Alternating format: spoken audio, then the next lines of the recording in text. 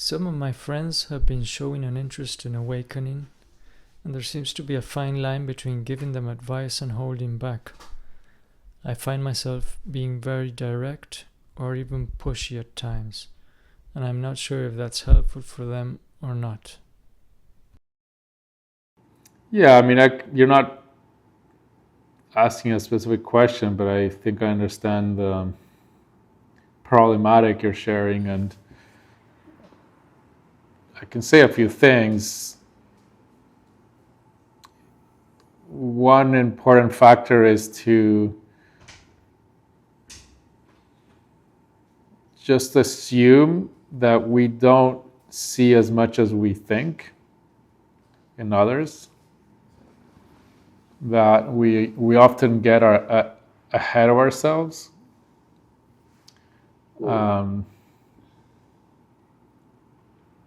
And so to be very careful in that sense. There's, in my kind of read or let's say opinion, we are too fast to assume we understand where somebody is at, what they need, what their problem is. And it's often most likely some form of projection. But then that said, and I would say to hold on to that pretty much always, till things are really extreme in the sense of like the difference is so vast, where the clarity is just very, very clear, let's say. But at the same time, that said, another aspect, which again is kind of like, these are my like rules of thumb for that kind of situation.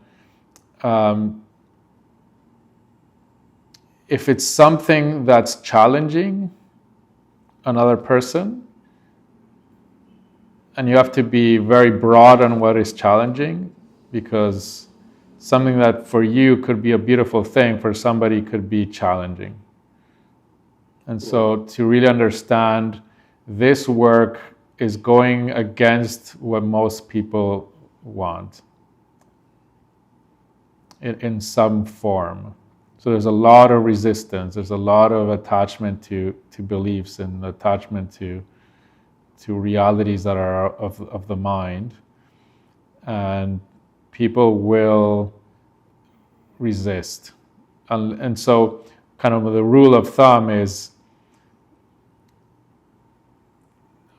there's an art to it, but ask in some form, ask for permission, or before saying what you have to say. But if they ask you first, then the first one is the one that matters. If they ask you, just assume you likely don't see things fully or clearly.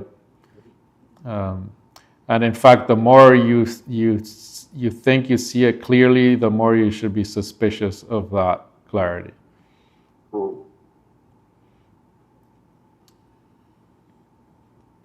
And I can share some examples. Like many years ago, I was in a situation working with a teacher, and I was meeting people who were interested in that work, and I was basically kind of leading them to work with this teacher, in a sense, like saying, well, you're interested in this is where you can find it. But I always kind of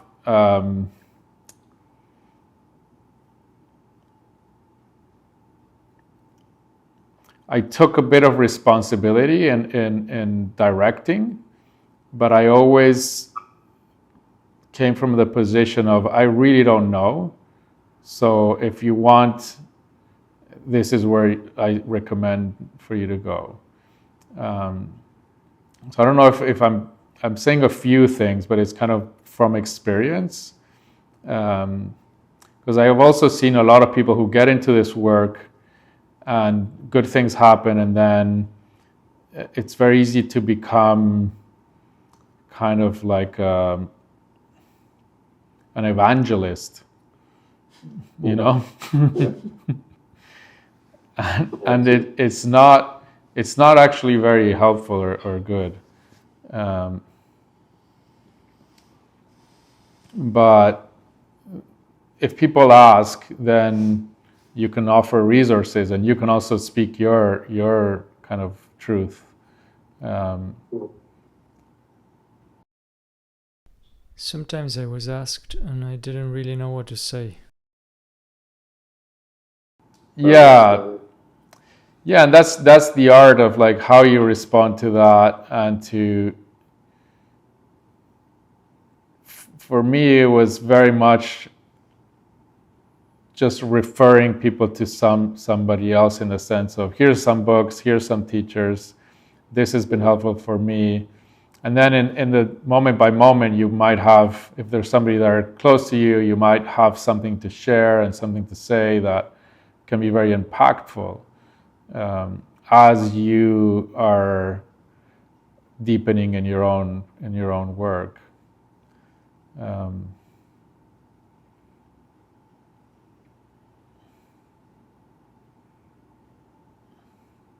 But yeah, it's first rule of thumb. I forget what I put first, but it's just assume that it seems like we have more clarity than we do. And so there's a big temptation to know and to see and to help somebody else. And a lot of that is often, I think that's where the saying from Jesus about focus on the log in your eye before you try to clear the splinter in somebody else's. It really is like that. It's like, and often we have a log in our eye and we see it in the other person's eye.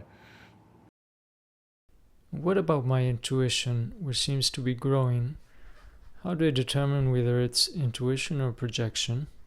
It can be tricky sometimes.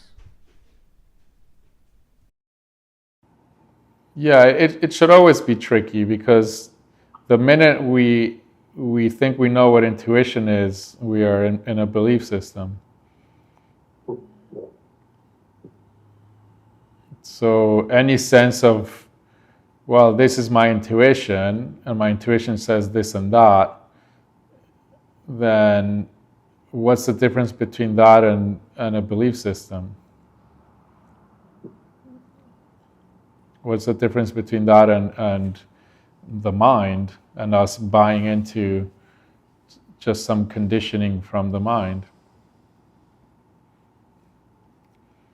And so intuition, if you know what intuition is, it's not. And so you will never know. If you're actually operating from wisdom, you'll be completely not knowing.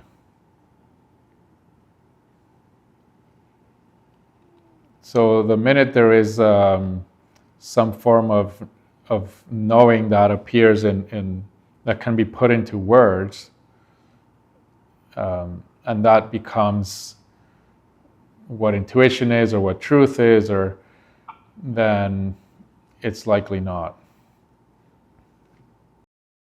I think it's more like spontaneity. Yeah, but spontaneity is the same problem. How do you know it's what's the difference between spontaneity and reactivity? And how do you tell the difference? How can you know the difference? So it requires a lot of subtlety and a lot of clear seeing to distinguish. Because that's what the mind is going to do. The mind's going to wrap up a conditioning or a reactivity is going to wrap it into a very honorable cause of intuition, of truth, of help, of etc., etc.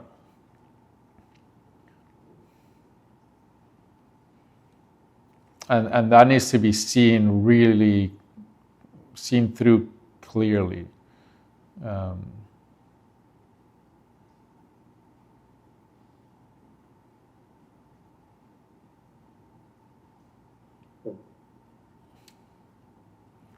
And what I'm speaking, none of it is to you specifically.